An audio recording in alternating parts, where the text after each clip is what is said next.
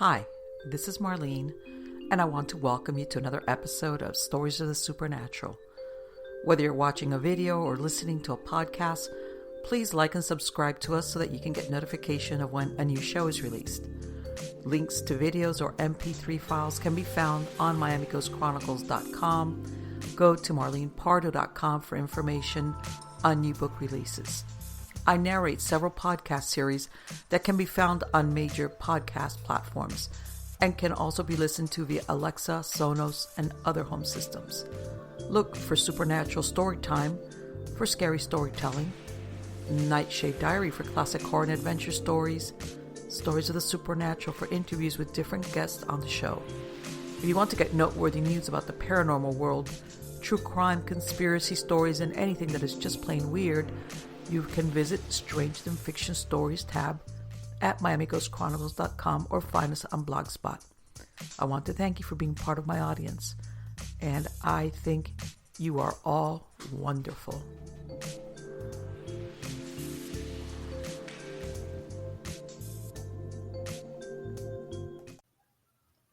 Hi everybody, this is Marlene with Miami Ghost Chronicles, Stories of the Supernatural. How's everybody doing?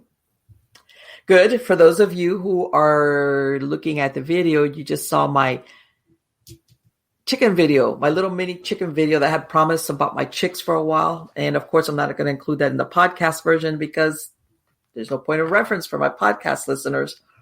But those of you who saw, I had promised about my little chicks and my rehab for my chickens when they get sick, because that's what happens when you have a lot of animals. Yep.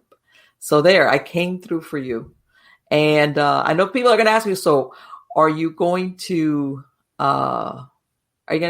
No, I'm going to hold down the fort because I'm hoping to out here in this area, they have a livestock chicken auction. And the last 15 months, they put it on hold because of COVID. Like, they called off all the auctions. And from what I understand, it's supposed to be coming back. I'm going to get into it because I need to get rid of some of my roosters.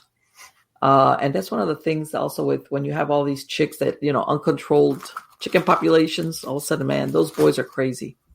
So yeah, for now, I'm going to try to maintain my population. But anyway, guys, let's get on to the good stuff. And the good stuff is that I'm very happy to welcome back a gentleman who's been with us before, and his name is Barry R. Stohm.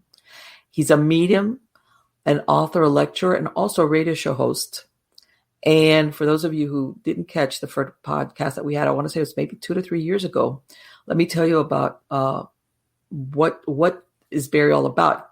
First of all, he uses the gift of spirit communication to communicate with souls on the other side of the life veil.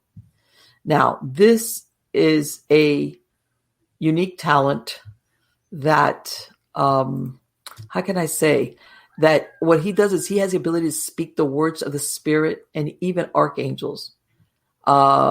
His works include 7 books based on supernatural topics, from the spirits at the Battle of Gettysburg, the truth about the afterlife, aliens, conspiracies, interviews with historic figures, to archangels, and channeling the holiest of spirits. Barry and his wife Connie, they're currently the host of a radio show on the Para X network named Channeling History, and they interview the spirits of historic figures and allow listeners in the chat room to ask questions of the spirit guest.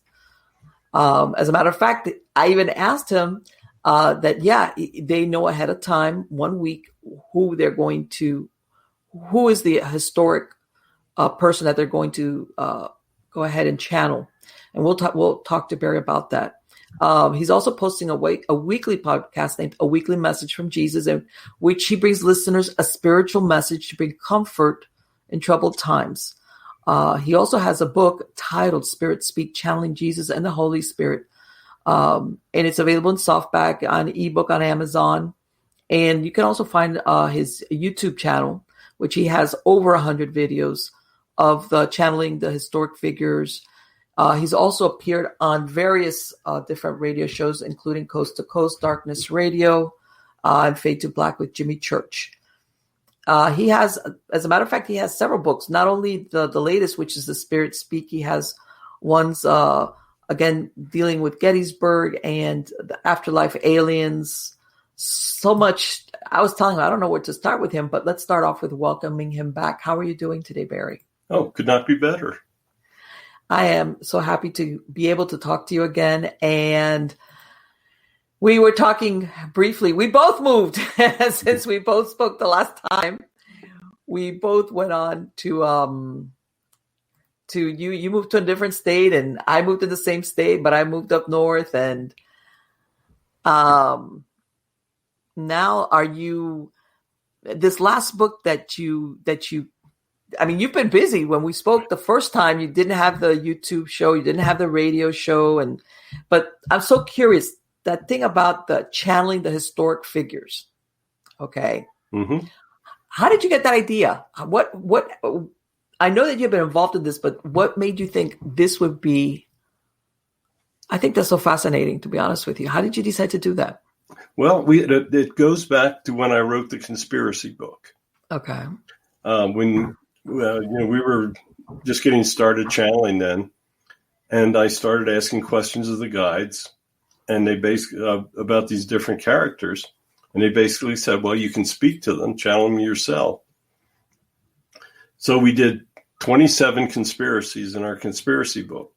We channeled with Jack Kennedy, George Patton, Billy the Kid. We did a whole bunch of them. Okay. So I learned that we could do it. I mean, that's not something you really think you can do when you get started on something like that. So anyway, as we moved along, then I did the 2 alien books that we found that we could actually channel the spirits of aliens. Okay. And I wrote 2 books about that. And then we started having these very, very holy spirits starting to come in for us. Okay. We had Mother Mary come in.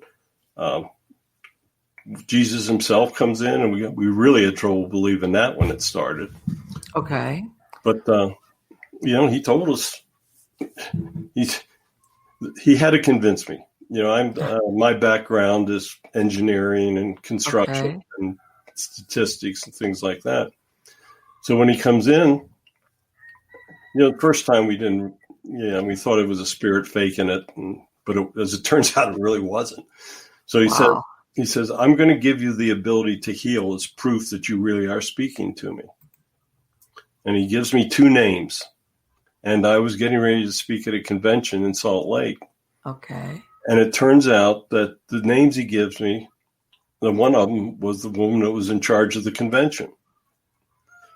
So, I go in and she was there, and I said, "This is going to seem really weird, but you have a heart problem?" Are you serious? Yeah. And she says, "Yeah, as a matter of fact, I do." And I said, "Well, Jesus wants me to pray, gave me this prayer he wants me to say so I could fix your heart for you." So, yeah, and I know she was about ready to kick my butt out of the place. But I said the prayer, and she's still kicking around. and then there was another woman there, and I heard her saying that she had these terrible migraines that and she was having one during the convention. Uh-huh. And in my head, I hear, "Go heal her."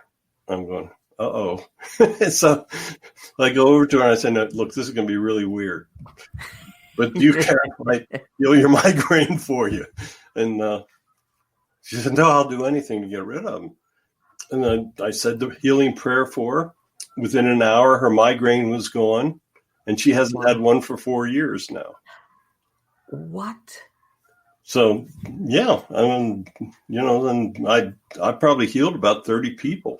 And I had a couple with stage 4 cancers that are still around and in regression. And that is. So that's how he convinced me. Okay, right. I was going to say that was like the how the result was. Mm-hmm.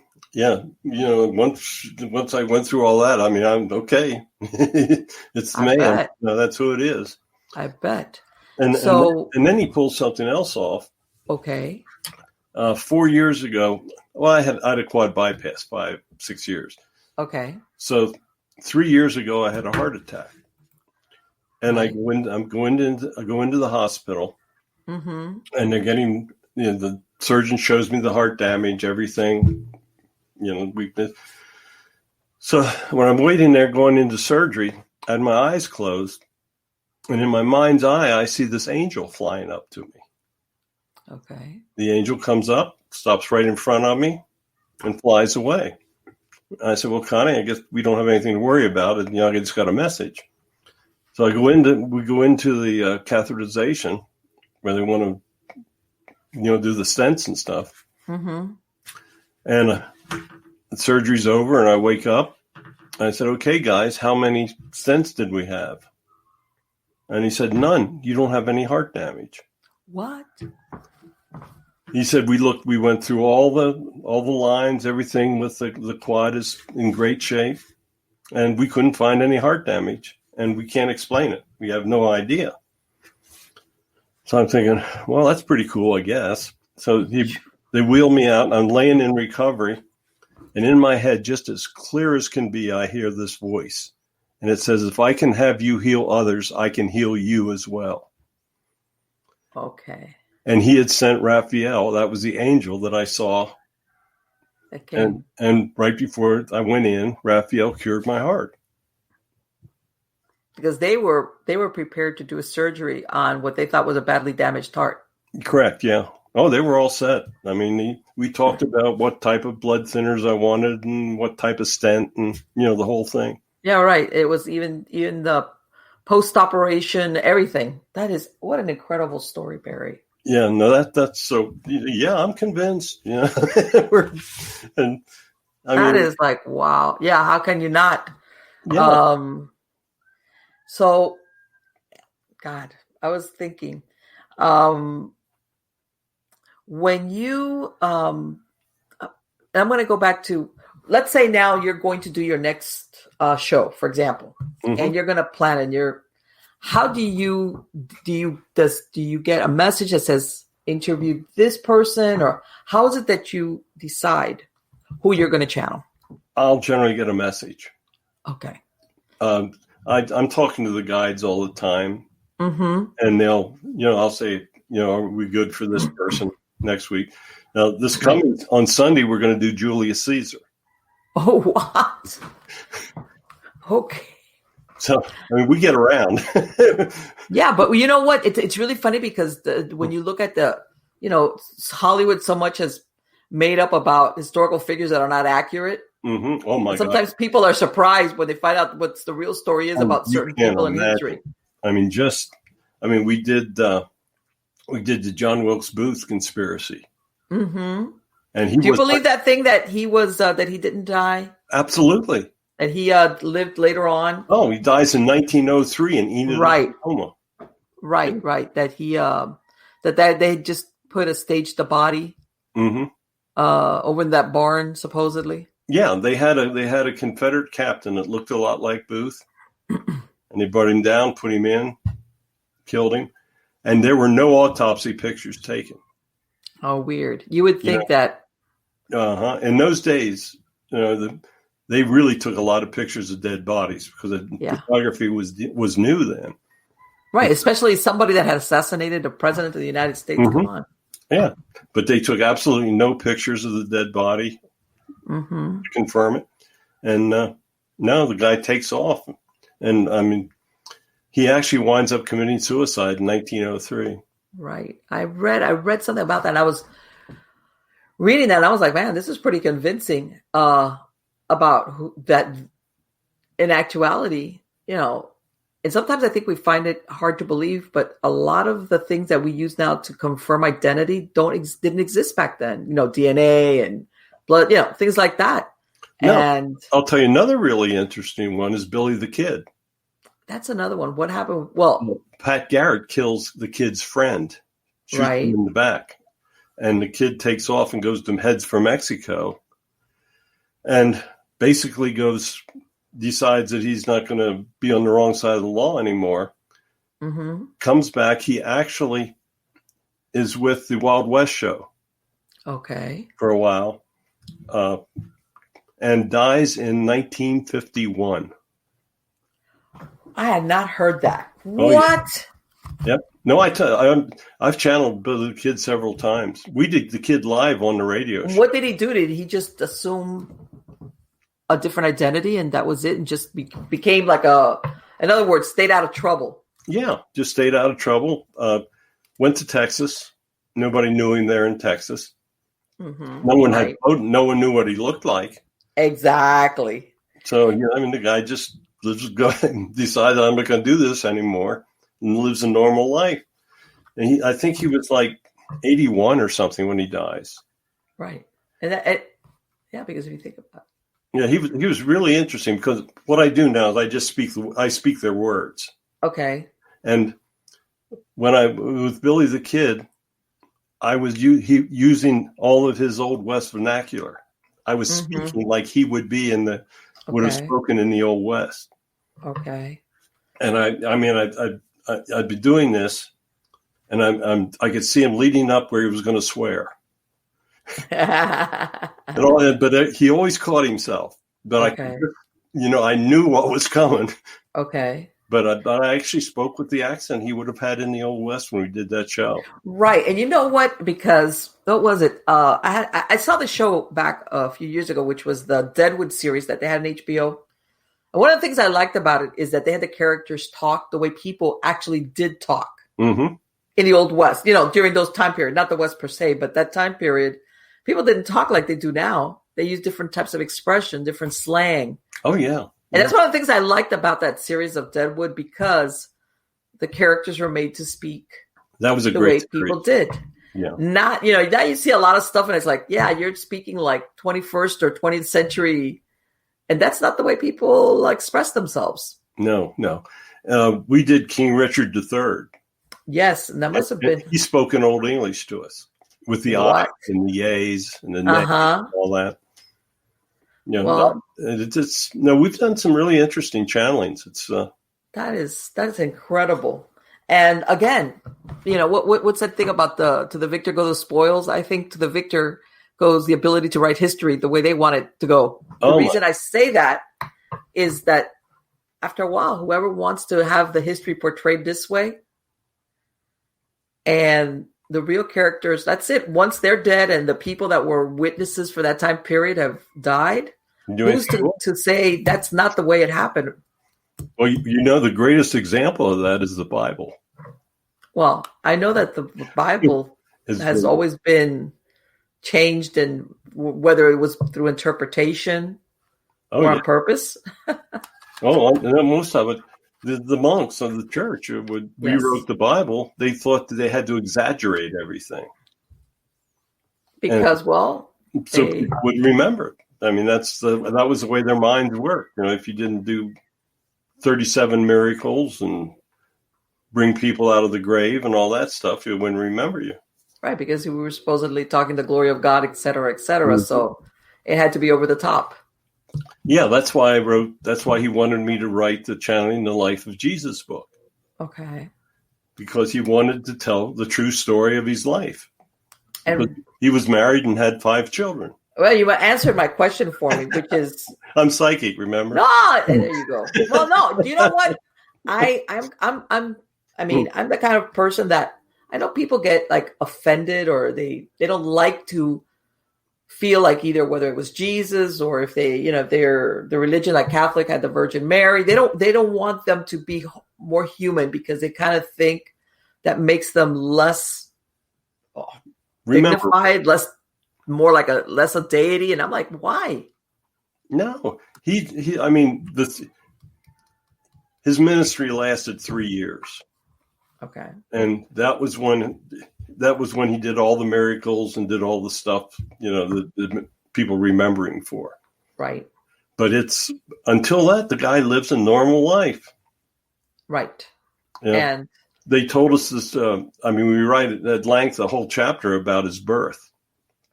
Okay. And his birth, see, you have to understand, God has a soul family of souls that he sends back to do things. Okay. And he sends But everything, Jesus had this intricate life plan laid out. Mm-hmm. Like when he's born, Herod gets the word that the king of the Jews has been born. So he wants to obviously kill that because he wants that title for his sons. Right. So Jesus sends the wise men. Mm-hmm. This is part of the life plan. But it's not just 3. There's over 50 in the group. Really? Because they travel with security. They That's had right. to check in. It's very dangerous times. Mm-hmm. You're right. Absolutely right. People. So the wise men don't get there until Jesus is like 3 months old. Okay. Because they get the message. Yeah, it's like a caravan kind of thing, Yeah, they got to come in. They got to go through the whole trip. They got to go see Herod to check in because you couldn't just come into another king's area. Okay. So they go through this whole process. But they actually do bring in the gold, the frankincense, and the myrrh. Okay. And they give them. Now, Mary and Joseph are just very, very simple people. They're uneducated. He's a carpenter. Right. And when we talked to Mary, she says, we were blown away with these people, these wonderful royalties show up. We'd never seen anything like it before. Mm-hmm. But the wise men tell Mary and Joseph that Herod is going to kill the baby. Right. And then they give them all these gifts. And those gifts are what finances Mary and Joseph to be able to go to Egypt and save the life of Jesus. Right, and escape the slaughter of the innocents. Slaughter of the innocents. But those gifts are what finances and allows them to go. So I mean, it's a wonderful, believable story. Let me tell you something. People sometimes, when they hear that story about Herod, and they don't realize back in those times, it was very normal for these kings to be that bloodthirsty. Oh, if they believed in if they had some type of seer come and tell them that there was going to be some type of threat to their lineage or their throne, they didn't think twice about doing stuff like that. Oh, no. That was that's the way they did things. Yeah. It was incredibly brutal times. Mm-hmm. Yes, it was. It was. And you kept your crown any way you could. Mm-hmm. Well, Herod was especially interested in keeping it for his sons because he had, the son Antipas, he had like 3 or 4 sons that he wanted to take over.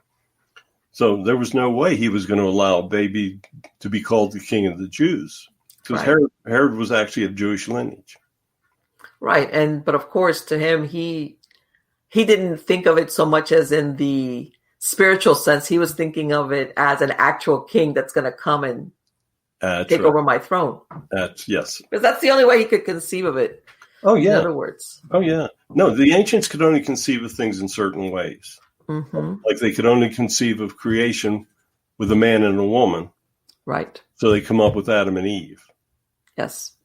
So, I mean, a lot of the allegories are really the only way the ancients could think of things. Well, and I agree, like, that it makes it. What was it? What was the first? And I'm not sure if what was it, Aramaic, or what was the original text of the Bible written as?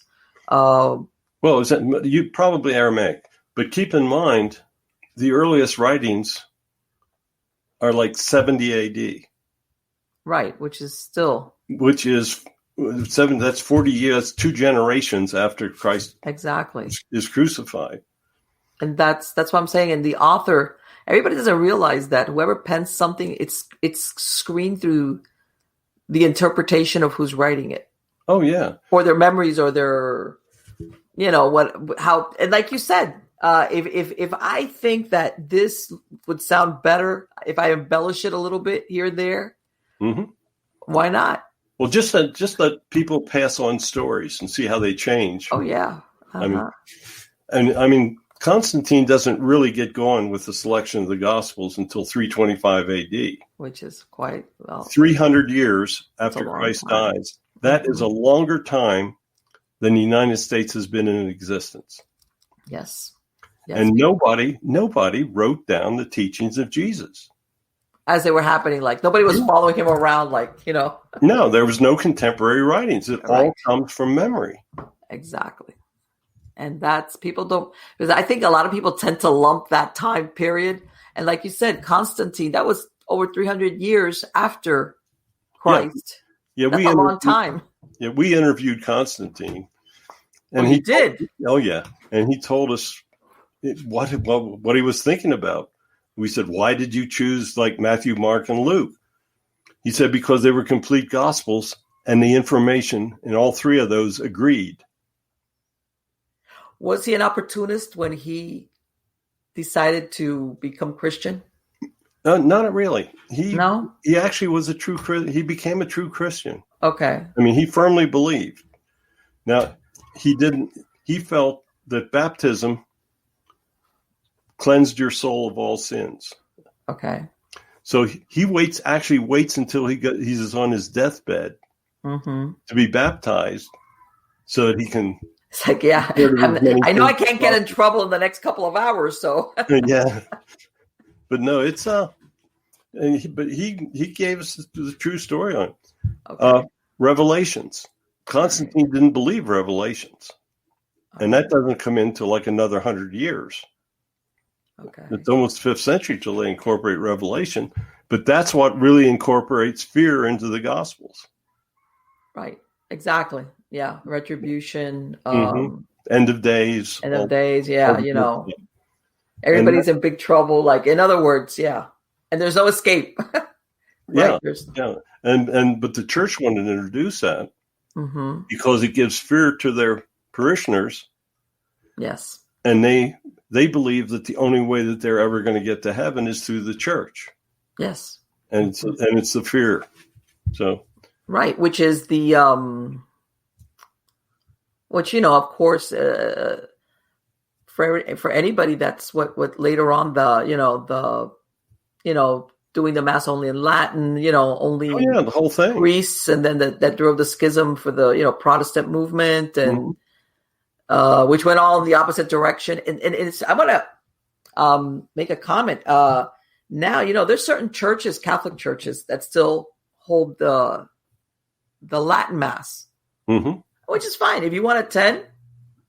And I heard that the Vatican wanted to prohibit them from doing that. I'm like, why would you? I mean, why if a church wants to have a mass once a week or whatever in Latin and there's people attending it, why would you prohibit that? I couldn't understand.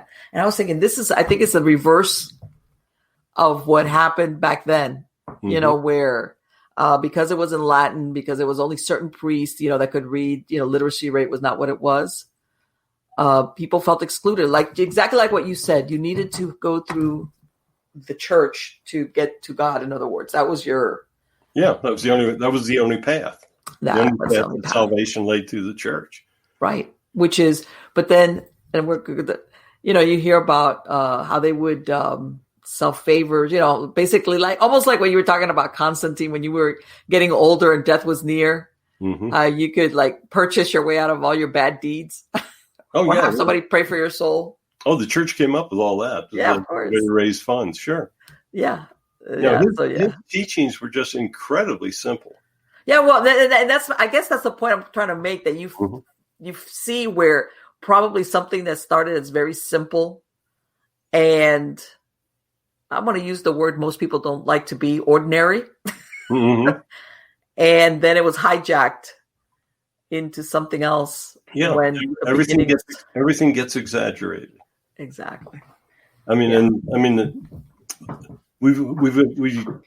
the last book, we have a chapter with St. Paul. He tells us what it was like to see him after the resurrection. Okay.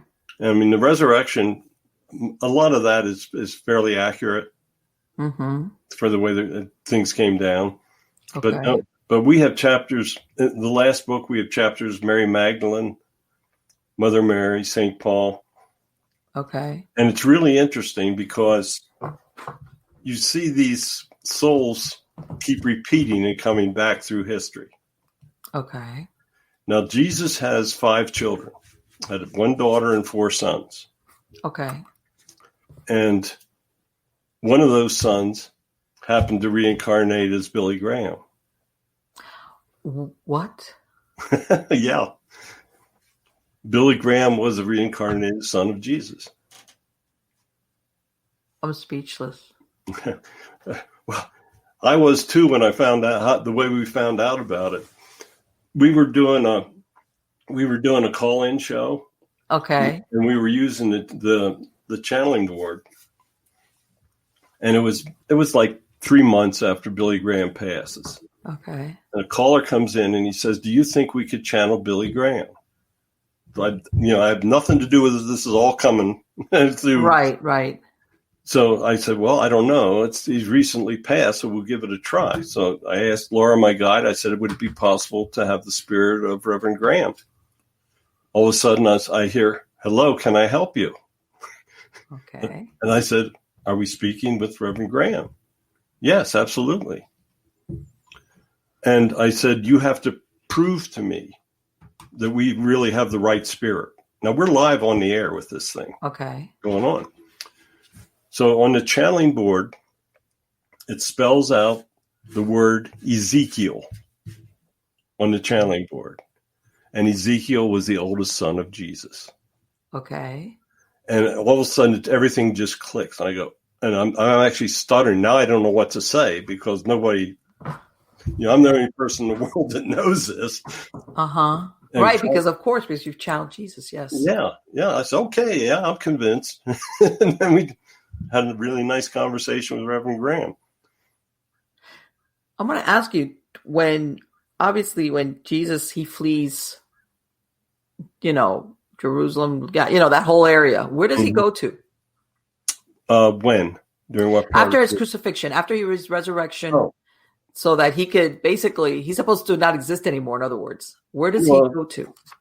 Well, he stays in the area. He does? Okay. Yeah. Mary Magdalene is still there. He told all of the disciples. Right. And there were about 50 disciples and followers. Okay. And he tells them, he says, "I will return to you." Well, they can't understand what this is going to be about, obviously, because no one's ever resurrected before. Mm-hmm. So they think that they have seen the miracle where Lazarus comes from the grave. Okay. So they're thinking in terms that he is going to physically return to them. But he returns in spirit and form. Okay. And Mary Magdalene's the first to see him. Okay. And then she goes back and tells the other disciples, and they don't believe her. They think that the grief has gotten to her. Okay. And then he starts appearing to the different disciples, and then the picture comes together. But they never really understood that he was going to return. You know what? Maybe this is where I misunderstood. So in other words, you're saying that he had his family with Mary Magdalene prior to the crucifixion? His wife's name was Toba. We actually have a chapter in the book of her too. But so in other words, Mary Magdalene was one of his most trusted disciples. Disciples. That's what I was going to say. So that's what all she was. She was just a disciple. She was just a disciple, yeah. Okay. All right. I guess everybody's, always thinking, well, something's got to be going on. Okay. Yeah. But no. We've done probably 3 or 4 shows in different segments with her. Okay, so in other words, she's just a disciple that happens to be a woman. Yeah. And he's married to Toba. Mm-hmm. And basically what you're saying is he had a family prior to the crucifixion. Absolutely. He was married for 8 years. Okay. And they feared.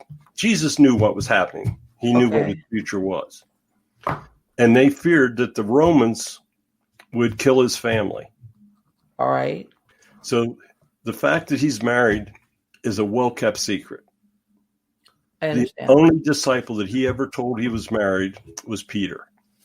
Peter was the only one that ever knew Jesus had been married because they kept the family aside, and he was very worried that the Romans would find out and kill them as well. Right, because from what I understand, it was very normal A 33-year-old man without a family was unheard of. Basically, correct. Yeah, you married and had children much, much younger. Mm-hmm. Absolutely. That was like the custom. Toba was 14 when she married him. Okay.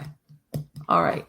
So so this is why basically you're saying history and everybody else doesn't mention her because she is... It was a well-kept secret because they feared that the Romans would take it out on his family. Which probably would have. Mm-hmm. Of course. Yes. Yeah. That makes sense. Yeah, and all of his children just grow up and have normal jobs. Okay. They don't follow his disciples for the same reason.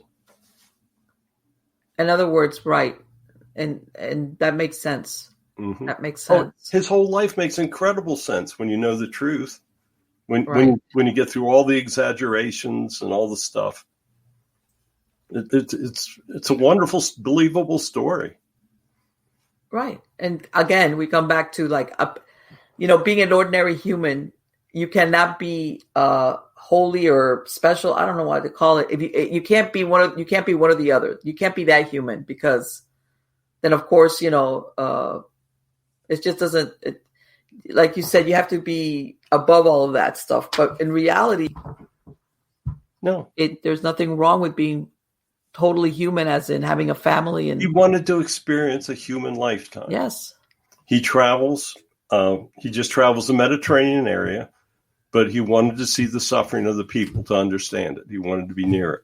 Mm-hmm. So he travels from the time he's 15 to, I think, 19. For like 4 years, he travels the area. Then he comes back and he marries Toba. And they have for 8 years, they live a normal life. They have children. Okay. Mary and Joseph are wonderful grandparents for them. Okay. And Mary lives an absolute normal life. I mean. Right. And does she have other children? Yes. Yes. Which is the norm. Mm-hmm. Yeah. Sure. Yeah, that's another one that people can't get their head wrapped around, that, that one moment in her life would bring everything else to a complete halt. Yeah. I mean, the whole concept of Immaculate Conception is she lived a life without sin. Exactly. No, Jesus, in his normal life, he loses his temper. He gets mad. He does things that would ordinarily be considered as a sin. You're right. He lives a normal life for 28 years. Okay. And that's also why nothing in the Gospels. You have his birth. You have a thing made up in the temple at when he's like 10, 11 years old. Mm-hmm. And the next thing you hear about is the crucifix, is his ministry. Is it 20 the 3 years that supposedly he's, before that, basically when he, I guess, is more that he's seen, that he's preaching, in other words, that. Mm-hmm. Yeah, 3 years. His ministry lasts 3 years and changes the world. That is. What do you think about all these, the Gnostic Gospels and all of these? And do you think that they're legitimate, that they were truly written by holy inspiration, or what? Well, some of them are. I mean, there's a lot of truth in the Lost Gospels. I read a lot of them in preparation for writing that Life of Jesus book. Mm-hmm. So there's stuff in it that's very accurate, and there's stuff that's made up. Okay. Because most of those Lost Gospels come after. They're all coming after. Right. Exactly. Yeah, there's no contemporary work for his life. No, there isn't. You're absolutely right. There isn't. It was just, and even then, people don't realize that even word of mouth, things get, for lack of a better word, they lost in translation. Mm-hmm. Oh, hey, when Constantine calls the conference of Nicaea, the big thing that they wanted to settle was the date to celebrate Easter, because they did not know the date that Christ was killed. Really? I didn't know that. Yeah, that's the main reason he calls the conference, because there's two factions of Christianity and they're fighting about who is correct. And they were celebrating Easter in conflict with Passover. Right. Yeah, exactly. And they wanted to cure that. And that was to settle that date when they would celebrate Easter was the main reason why he calls the conference of Nicaea. Isn't that interesting? I mean, I know, and I'm not that familiar really with the Conference of Nicaea, but also I believe that I've heard that at that time they wanted to remove any reference to reincarnation. Yeah, they feared the church hated the concept of reincarnation. Mm-hmm, yeah. Just as this church hates the concept of psychics. Because all through time, the great prophets were psychics. Mm-hmm. Because they got their messages with their psychic abilities. Right. And as time progressed, the psychics would get messages that were in contrast to the teachings of the church.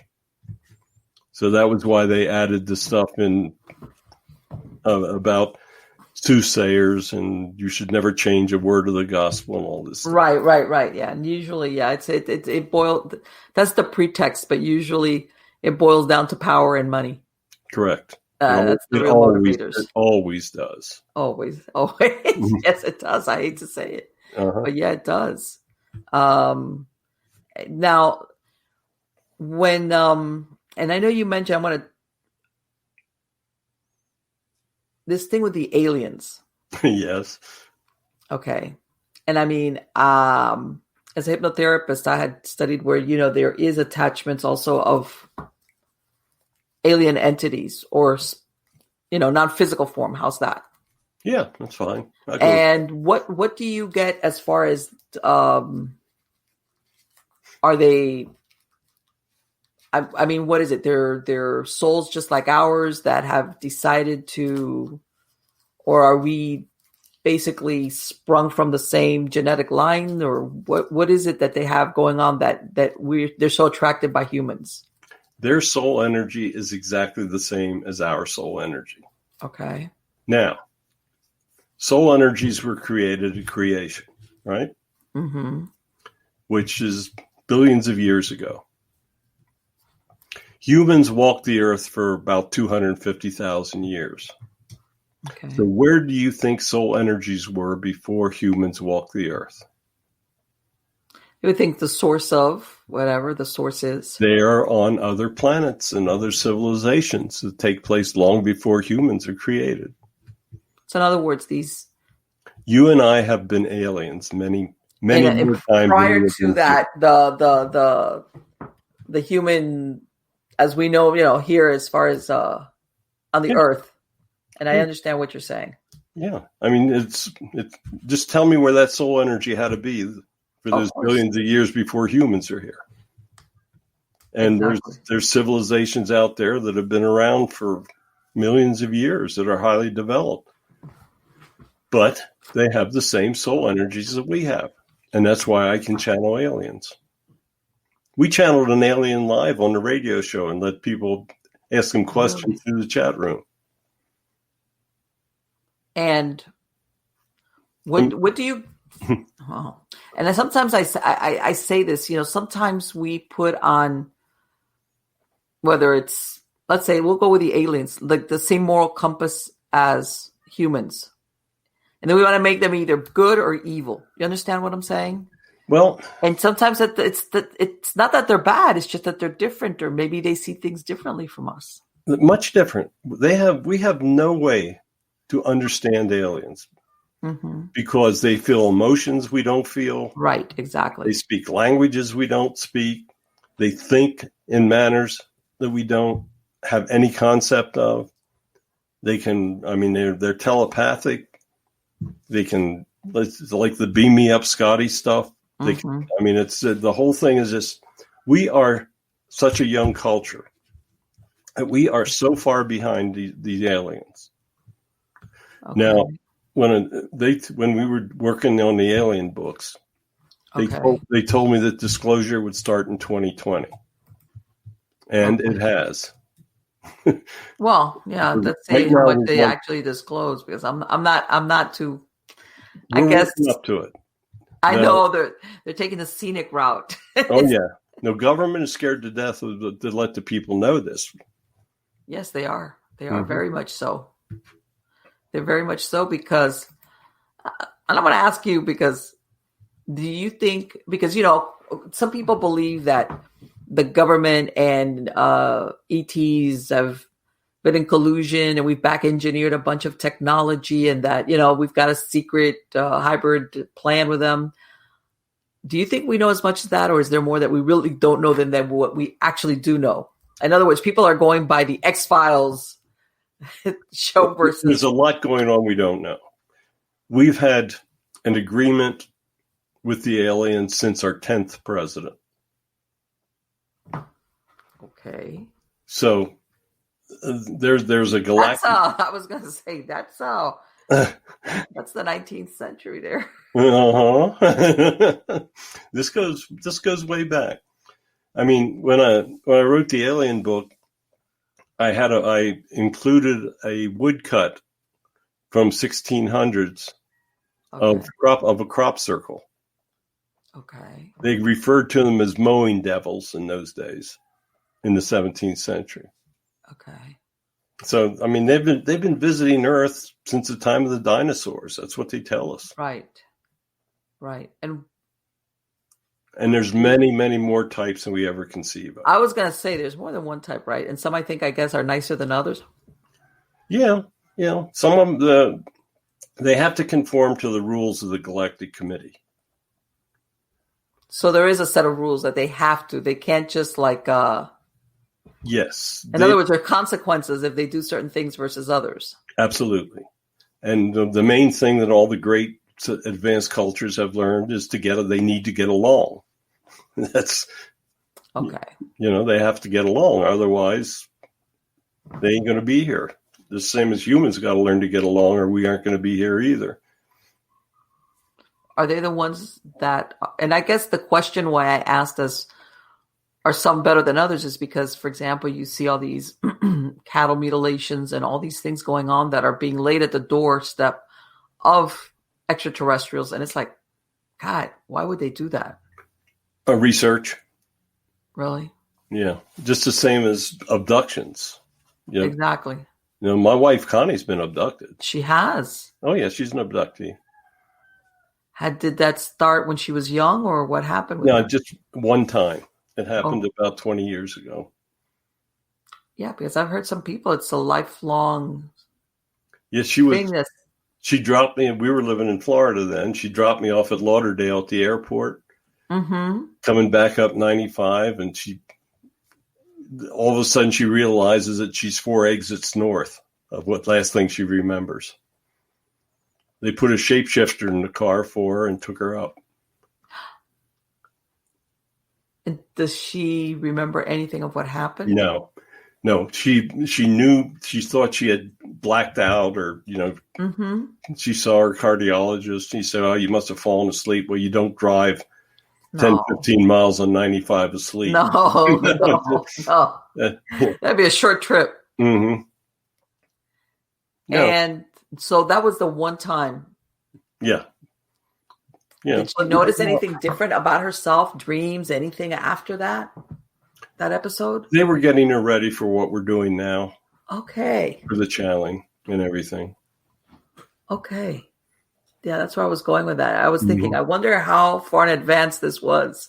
Oh, this is our life plan. Now this was all laid out in advance. Okay. All right. So, in other words, they're aware of the ability. Well, I guess, is it something that all people have or certain people have, or how does that work? No, I didn't have any clue where I was headed with this thing, believe me. But there are certain people that are sent back to carry the words of God. Okay. And Jesus was God incarnate. Okay. So when we channel him every week, we are bringing messages that are supposed to be delivered. Mm-hmm. And the books that I've written are the books that I was supposed to write. They say I'm supposed to write 11 books. I'm in 7 right now. Okay, so you got a little bit more to go. Well, I'm going to write a book on the channelings of the Archangels. Okay. Conversation with Angels. Mm-hmm. And we're going to do this weekly message from Jesus. We're going to do weekly devotional with these messages. Okay. We'll publish 52 of the messages. Right. That's going to be so interesting. Barry, do you think that, because I also hear, there's people that are saying, well, these extraterrestrials, they won't ever let us basically annihilate ourselves or, our others or the planet. Do you think they would, or are they going to let us, make the right decision and cross their fingers? In other words, stand back and either we do the right thing or we don't. Keep in mind that God gave us free will and egos. Exactly. And he will not interfere with free will. Mm-hmm. That's what I'm getting to. Mm-hmm. I know that a lot of people think, no, if somebody crazy or something, things escalate, and they're going to step in and the ETs are going to stop it. And I'm like, well, no, they aren't. I go, what happened to the free will thing there? No, I see it all the time. I mean, and he is very explicit in his messages about free will. He explained, he has explained why some prayers are answered, some prayers are not. And why is that? Because it interferes with people's life plan. Okay. For instance, it might be in your life plan that you have to have Parkinson's to finish. Mm-hmm.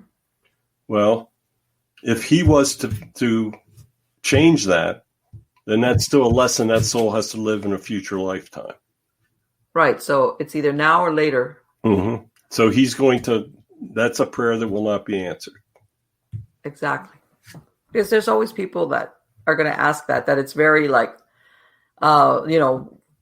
the age-old question, why do bad things happen? Even to good people, or just bad things happen and horrific things happen. They're learning experiences. The whole human lifetime is a learning experience. Yeah. Yes. Most definitely.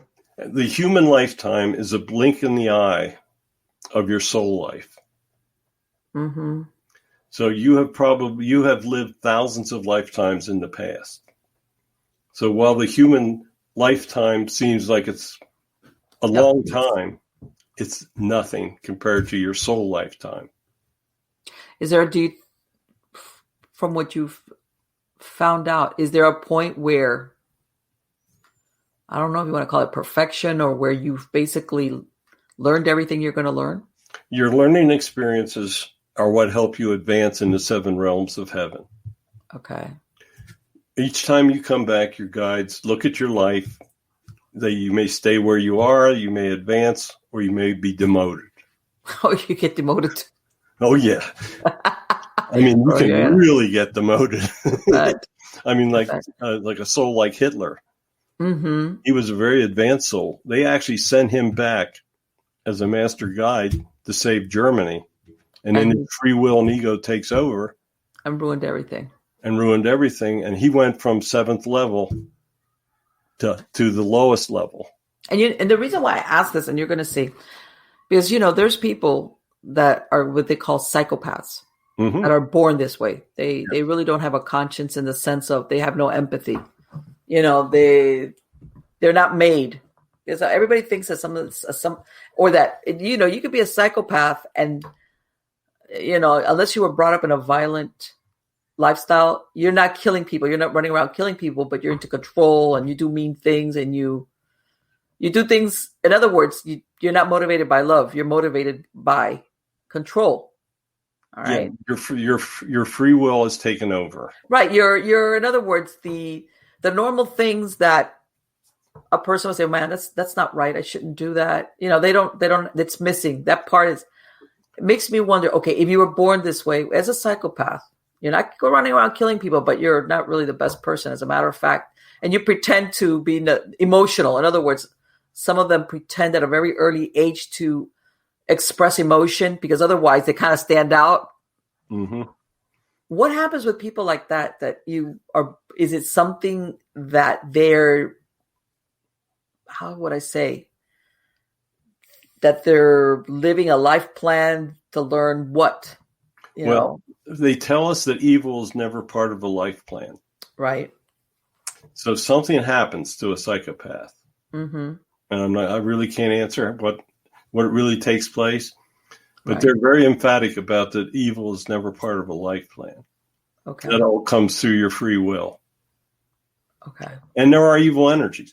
So I would assume that an evil energy just takes over a psychopath. Takes over and and directs, and upends that life. Mm-hmm. And sometimes with horrific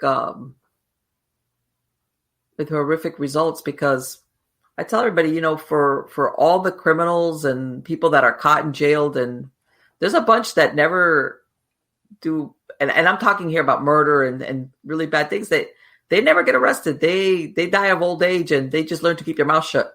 Mm-hmm. Yep. And however, when they get over, then that's when the conversation starts. Dun, dun, dun, dun. And what happens? Do they come back? Are they victimized? I'm thinking to myself, how do you undo that kind of baggage, I guess is the best way to do it. Well, if you were like a wrecking ball with people when you were alive. Well, you'll come down in your level, in the realms. Right. And your guides will establish the karma that you have to pay for what you did. Okay. So it's possible that a single lifetime, you can screw up enough that it is going to affect the next 10 lifetimes. Okay.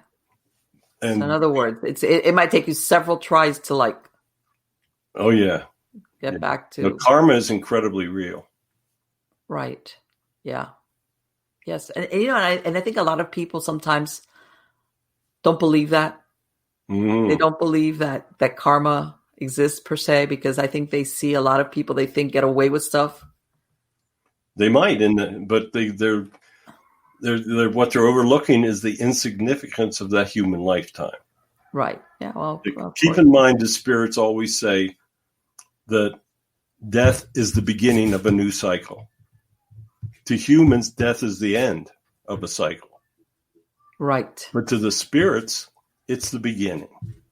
Right. As far as, like you said, it's just a moment. Mm-hmm. Like one human life, an average human life is just the blink of an eye. That's right. Yeah, but then, and I understand why we're tethered to this life very strongly, that it matters to us, because that's why we put up with all the things we do, the good and the bad. Mm-hmm. When we're incarnated in a flesh and flesh. Oh, that is. Let me ask you: have you? And you mentioned something to me earlier that you learned the hard way. That when you were going to pick somebody to channel, you want to make sure that person's available.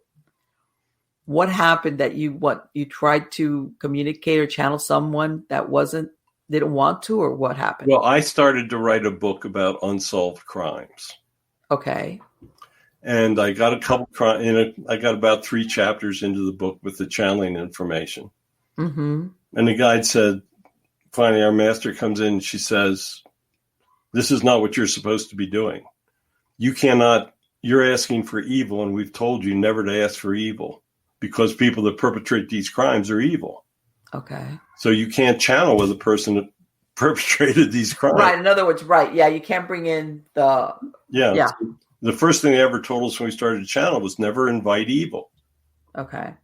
And then they said that you're going against what we told you, so stop. And that was the last we ever did a crime. Okay. In other words, if you want to write the crime book, you can't channel. Those two don't. That's right. You wrote the crime book. It's just not you're not going to be speaking to the spirits that lived it. Yeah, like the like in Ghostbusters, those don't cross the streams. Two different things. Yep, that's how it works. So basically, you're saying that you can, and I should know this. Channeling. Yeah, sometimes what you do channel, if you're into that, is very negative stuff, which is why people have to be careful when they channel. I take it. Oh yeah. Yeah, and we always say a prayer of protection before we start. Okay. But we're very well protected because we're dealing with these real high Holy Spirits. So right. And how about the Archangels? Are they as busy as ever? Oh yeah, they're incredible. The energies of these Archangels are wonderful. Okay. I imagine that but again, and let me ask you, because I know a lot of people, the thing about the angels, they ask the same things. Well, I ask for angelic help or angelic protection. And imagine a lot of it has to do also with, how can I say that? That if you ask an angel to basically interfere in another person's decision, they can't do that, right? No, they won't do that. They're very aware of life plans. Okay. And they're very aware of free will. Okay. Right. And that's, I think, that why some people sometimes get disappointed, because they think that their prayers or things are not answered, but there's a reason why. Oh, there's always a reason why. Every prayer is heard.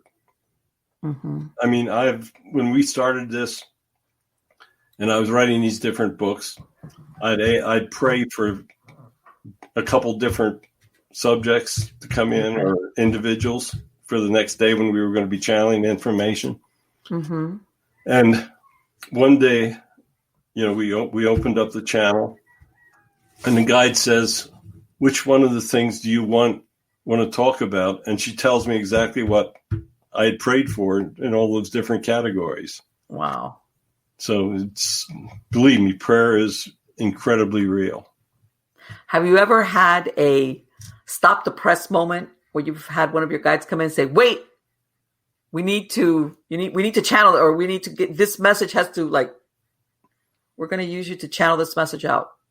Well, that's what happened when we started the weekly Message from Jesus podcast. Really? Yeah. He said, "I want to deliver a message every week."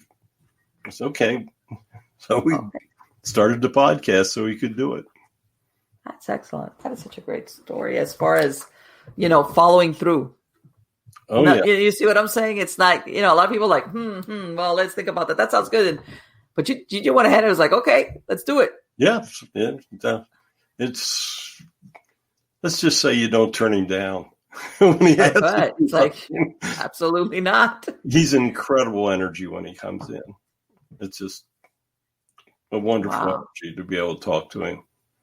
And let me ask you, does your wife channel, or is it just you, Barry? It's she supports it. She can get some messages, but she can't do it. Okay. No, I can do it basically the same rate as if we're talking, like we're doing now. Right. And I remember from our first interview that at the beginning you had a hard time coming to terms with this, because like you said, you were a science-based engineer, that this didn't figure into, measurements kind of thing, huh? No, I didn't believe in ghosts. Yeah, that's right. I remember 15 years ago. Yes. And then they convinced you. They're good at it. Barry, I want to thank you so much for being coming back again and talking about so many interesting things that it's like, wow. I'm going to put a link to your websites and the YouTube show, but for the podcast listeners, okay, if you could give out your website address as well as the radio show, what network they can find you on. Okay. We do our weekly radio shows called Channeling History, and it's on the Parax Network. Okay. But I also put it up on my YouTube channel. Okay. So I've got over 150 videos on YouTube now. Is on YouTube? Is it your personal name that if they wanted to look for it? It's in my name, Barry Stohm. It's Strohm on YouTube, and it's all the shows. We put the weekly message up there from Jesus, and we put up the radio show as well. So you can catch everything on the YouTube channel. Okay. My main website is spiritspredict.com. Okay. Spiritspredict.com. We have players on there and links, and everything ties together. Okay. So any of those sources, they can find everything about as far as your shows, the books, and everything. And are you working on any new project now for 2021 into 2022, or? Well, I'm doing what's going to be a weekly devotional from his messages. Okay, no, the reason why I ask is that you're still, what is it, 4 books shy? Yeah. I'm trying to Like, write the last one real slow. okay. Yeah, no, I know that. Believe me, I understand very much how busy the radio show and all of that can keep you. Plus, Yeah, that's so interesting. we find that we have to be prepared with about 50 questions to channel for an hour. Oh, you already have that down too. And so I always have 50 questions, but then anything that comes through the chat room supersedes our questions. So okay. We So yes, so things you open up the session with live chat, so people can go ahead and type in questions. Oh yeah. Great. That's excellent. That's No, fantastic. we take as many questions as we can, because we want people to understand it. This is spontaneous. I mean, people all the time are coming in and say, "You're reading these answers." Right. No. I ain't reading no answers. Right. No, it's no script. This is spontaneous. Yeah, that's very important. Yeah, we did a show last week, and we channeled for 4 hours.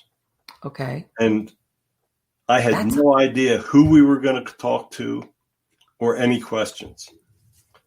The host, she had all her chat group all put together, and they clicked me off so that they could decide what questions and who they wanted me to channel next.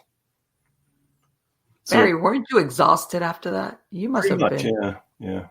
I'm an old guy. It's forget the old guy thing. That would have exhausted anybody. Period. But I had no idea who was coming up, what the questions were going to be, and we did it for 4 hours. That's incredible. Again, thank you so much, Barry. It has been absolutely wonderful, and I want to thank you. We enjoyed. I enjoyed the old interview we did, and I enjoyed. Yes. And I'll be in touch with you. I'll be following you through, and like I said, I'll put a link, and I'm going to be subscribing to your channel, and because I think everything that we've talked about is just absolutely fascinating. Yes, and if you want me back, I would be happy to return anytime you want. Yes. Again, thank you so much. Take care. Bye. Bye-bye.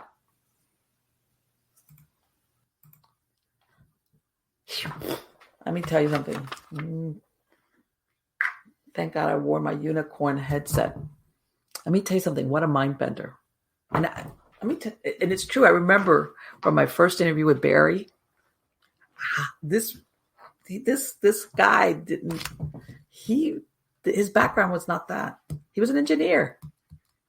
Very fact-based engineer. Like, in other words, like, and I remember when he told me the story, because he used to have an antique shop, him and his wife, and I believe that there was a haunting there. They had problems with the ghost, but he was describing how he didn't believe in any of this. None of this, the ghosts, nothing. In other words, this was not someone that you could say, well, he grew up is this and in his background, and it wasn't. It's been a gradual thing.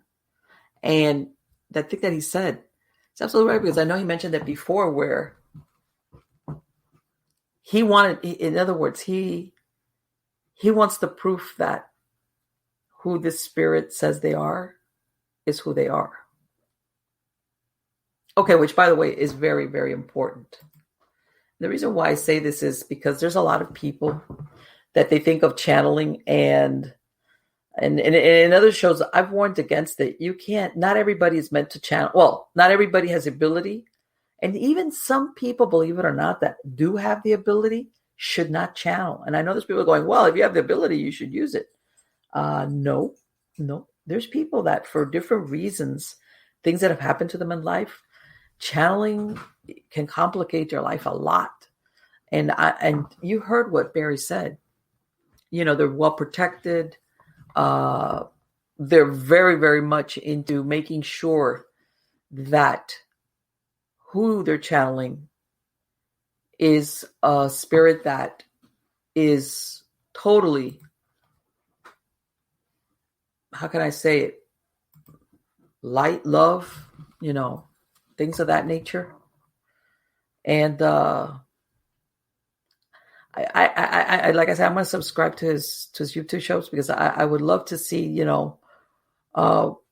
what these different sources have to say. And this is the thing. I know there's people that are going to say, well, you know what? Some of that stuff, how do you prove it? There are certain things can never be proven. The reason why is if you're talking about a historical figure, he says that they're going to be doing Julius Caesar. You have to understand, somebody like that, a lot of what was written about these historical figures is superficial, or they noted like certain moments in their lives. And some of it was accurate, some of it was made up. Remember, even somebody like a Julius Caesar, there was such a thing as PR. But there's a good portion of their inner life that never made the history books. There was no scribe taking notes following the guy around. In other words, bottom line, what I'm trying to say, whether it's Julius Caesar or some other figure, there's certain things that maybe Barry will channel or talk about, but there's just no way to prove that, say, oh, that happened or that didn't happen.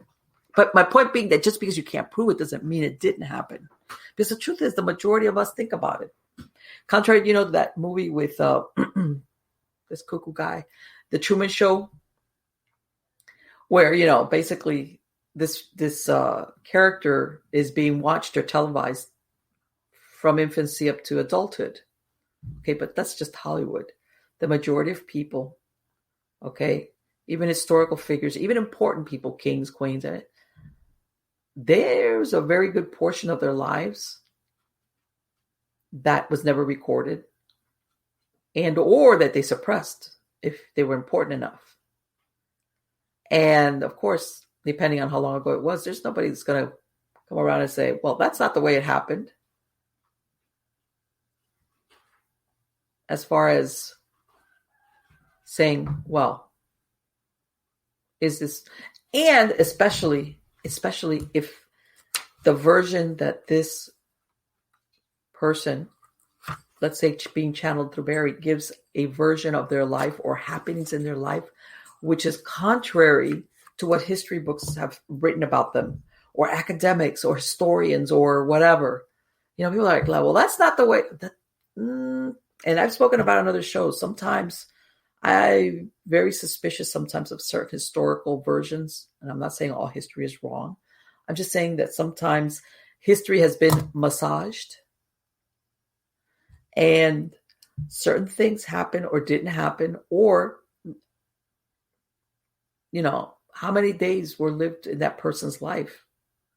Yeah, and only history will, let's say, or record, the armies of Julius Caesar marched in, they conquered and they did this. But in between all these marchings and all these highlights that made the history books or that historians of the times were recording, this person lived days and days and days of life that nobody was there, or what motivated them, things that happen. So I think it's I think it's a fascinating subject. And I hope you all like the show. I love the show. I urge you to go and check out Barry's YouTube show, or go to his website where he's got his books. Like I said, I'm going to have links in the credits of the show. And of course, if you want to go to MiamiGhostChronicles.com or MarlenePardo.com, you can find links to the videos through, YouTube or other places. Also the podcast platforms, if you want to download the MP3s or just listen to them. Also have information about my books. And of course, if you've got a story, please send it to me on the Submit Your Story tab. I also have a newsletter that I write kooky, interesting stories about just weird stuff. And I'll usually put links to a couple of my podcasts that are related or the latest ones. You can sign up for my newsletter. And I send that out. Depends. Sometimes once a week, sometimes twice a week. Depends if something interesting comes in.